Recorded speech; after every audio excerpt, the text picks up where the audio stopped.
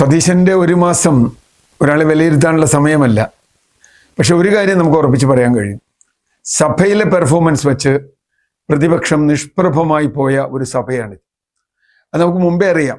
സതീശനെ സംബന്ധിച്ചിടത്തോളം സതീശൻ സംവാദങ്ങളിൽ തർക്കശാസ്ത്രത്തിൽ വളരെ വിദഗ്ധനാണ്. കൃത്യമായ ഭാഷയുണ്ട്. പ്രത്യേകിച്ച് എഴുതിക്കൊണ്ടൊന്ന് വായിക്കാതെ തന്നെ നേരിട്ട് കാര്യങ്ങൾ പറയാൻ കഴിവുള്ള ആളാണ്, പഠിച്ചിട്ടുള്ള ആളാണ്. അതുകൊണ്ട് തന്നെ തൻ്റെ ഭാഗം സമർത്ഥിക്കാൻ അദ്ദേഹത്തിന് ശേഷിയുണ്ട്. അദ്ദേഹം സമർത്ഥിച്ചത് മുഴുവൻ ശരിയാണോ എന്ന ചോദ്യം രണ്ടാമതായി വരുന്നുള്ളൂ. അപ്പോൾ വക്കീല് കോടതിയിൽ വാദിച്ചാൽ നന്നായി വാദിക്കുന്ന വക്കീല് ഒരുപക്ഷെ ഫാക്സിനെ പോലും മറച്ചു കളയും എന്നൊരു സംഗതിയുണ്ട്. മറുവശത്ത് പ്രതിപക്ഷം വളരെ ദുർബലമായി പോയി എന്ന ഒരു തോന്നലുമുണ്ട്. അതിൻ്റെ വിവാദങ്ങളിലേക്ക് അവിടെ നിൽക്കട്ടെ.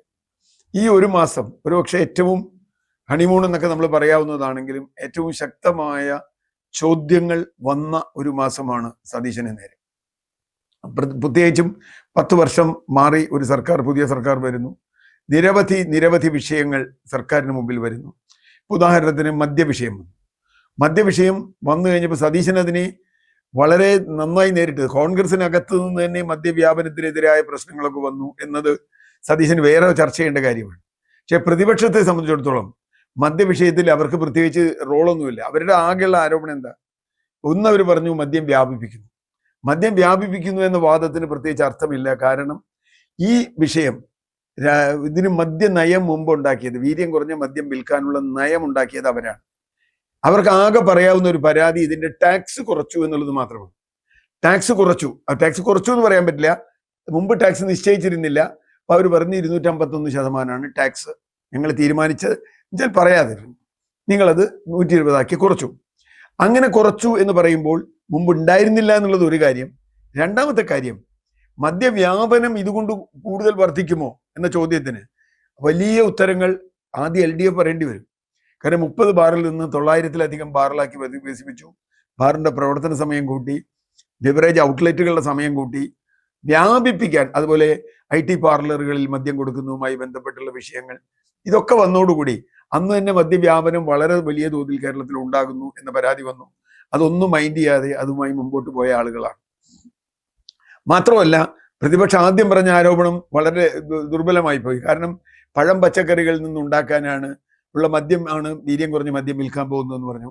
അതുമെല്ലാം തെളിഞ്ഞു. കാരണം അവരുടെ മദ്യനയത്തിൽ പഴം പച്ചക്കറി എന്നുള്ള മദ്യം എന്നൊന്നും പറഞ്ഞിട്ടില്ല.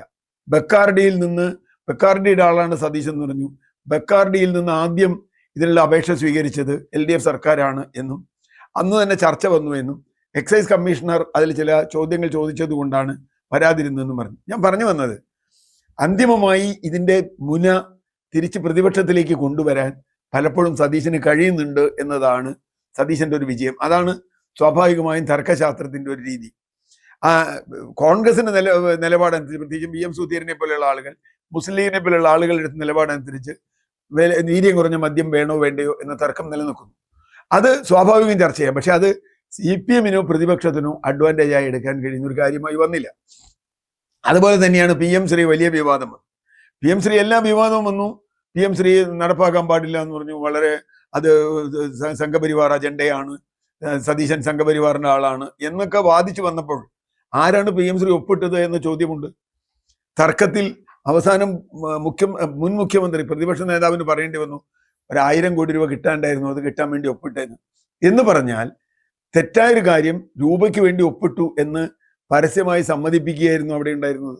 ഞാൻ പറഞ്ഞു വന്നത്, ഇങ്ങനെയുള്ള വിവാദ വിഷയങ്ങൾ വരുമ്പോൾ അത് തനിക്ക് അനുകൂലമാക്കി മാറ്റാനുള്ള ഒരു ശേഷി സതീശനുണ്ട് എന്ന് തന്നെയാണ് ഈ നിയമസഭാ സമ്മേളനം തെളിയിച്ചത്. മറുവശത്ത് പ്രതിപക്ഷത്തിന് അങ്ങനെ അത് ആയുധമാക്കാൻ കഴിയുന്നില്ല. ഇപ്പൊ ഏറ്റവും ഒടുവിൽ അദാനിയുടെ വിഷയം വന്നപ്പോൾ അദാനിയും ആയിട്ട് സംസാരിച്ചു സതീശൻ. അത് തെരഞ്ഞെടുപ്പിന് ഫലം വരുന്നതിന് മുമ്പ് ഒരു യാത്രയിൽ സംസാരിച്ചു. അതെന്താണെന്ന് സതീശൻ പറയട്ടെ, അതിനെക്കുറിച്ച് ഞാൻ പറയുന്നില്ല. അദ്ദേഹം പോണ വഴിക്ക് എയർപോർട്ടിൽ വെച്ച് ഒരാളെ കണ്ട് സംസാരിച്ചു എന്നാണ്. പക്ഷേ അദാനി AKG സെന്ററിൽ നിന്ന് സംസാരിച്ച ആളാണ്. അദാനി ഞങ്ങളുടെ പാർട്ട്ണറാന്ന് പറഞ്ഞ ആളാണ്. അദാനിയെ കൂട്ടി ബലൂൺ പറത്തിയ ആളാണ്. അദാനിയുടെ ജാക്കറ്റ് ഇട്ട് പിണറായി വിജയനും കുടുംബവും ബോട്ടിൽ പോയ ആളാണ്. അദാനിക്കെതിരായി പിണറായി വിജയൻ എന്തെങ്കിലും ഉണ്ടോ? മാത്രമല്ല, അദാനിയുടെ ഷെയർ 49% അയാൾ വിൽക്കുന്നു, 51% അയാൾ കയ്യിൽ വെക്കുന്നു. പ്രശ്നം 25% വിൽക്കുകയാണെങ്കിൽ തെറ്റില്ല, 25% വിൽക്കാവുന്ന കരാറാണ് നിലനിൽക്കുന്നത്. അപ്പൊ ഒരു ഘട്ടത്തിൽ വിഴിഞ്ഞം, അദാനി, ഞങ്ങളുടെ വികസനം, വലിയ തോതിൽ പണം എന്ന് പറയുന്നു. മറുവശത്ത് ഈ കരാർ ഈ വിൽപ്പനയുടെ വിഷയം വന്നപ്പോൾ ആദ്യത്തെ ദിവസം ദേശാഭിമാനി എഴുതിയത് എന്താ? വളരെ കൃത്യമായി ദേശാഭിമാനി എഴുതി, ഇത് ഇതാ 13,000 കോടി രൂപയുടെ നിക്ഷേപം വരുന്നു. അന്ന് തന്നെ നമുക്ക് മനസ്സിലായില്ല എവിടുന്ന് ഈ നിക്ഷേപം വരുന്നത്. ഓഹരി വിറ്റാൽ ഇവിടെ നിക്ഷേപം വരിക?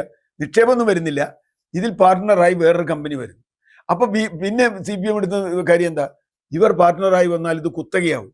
വളരെ ലളിതമാണ് അദാനി പറഞ്ഞ കാര്യം. അദാനിയുടെ പല മുന്ദ്ര പോർട്ടിലും എന്നൂർ പോർട്ടിലും MSC പങ്കാളിയാണ്. അപ്പൊ MSC പങ്കാളിയായ അവിടെ ആണെങ്കിൽ അവിടെ വേറെ ഷിപ്പൊന്നും വരില്ലേ? അത്തരം ദുർബലമായ വാദങ്ങൾ.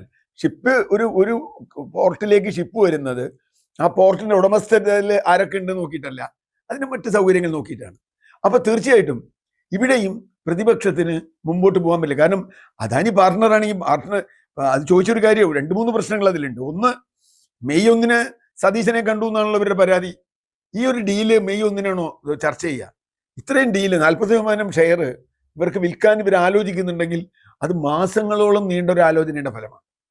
രണ്ടാമത്തെ കാര്യം, കൈമാറിയിട്ടില്ല. ഇപ്പൊ അദാനി ഇന്ന് ഇന്നലെ പറഞ്ഞിട്ടുള്ളത് കൈമാറിയിട്ടില്ല, ഗവൺമെന്റ് അനുസരിച്ച് കൈമാറുള്ളൂ. ഇനി 25% അദാനി കൈമാറിയാൽ പിണറായി വിജയനോ പ്രതിപക്ഷത്തിനോ മിണ്ടാൻ പറ്റുമോ? കാരണം കരാറുള്ളത് ഉണ്ടെന്നേ. അപ്പൊ അദാനിക്ക് 13,000 കോടി രൂപയുടെ ലാഭം കിട്ടിയെന്നാണ് പറയുന്നതെങ്കിൽ 6,500 കോടി കിട്ടുന്നതിന് പിണറായി വിജയൻ വിരോധമില്ല. 13,000 കോടി കിട്ടുന്നതിനെ പ്രശ്നമുള്ളൂ. മാത്രമല്ല അദാനിക്ക് എന്തെല്ലാം ഇളവുകൾ ഈ സർക്കാർ, കഴിഞ്ഞ സർക്കാർ, LDF സർക്കാർ ചെയ്തു കൊടുത്തിട്ടുണ്ട്.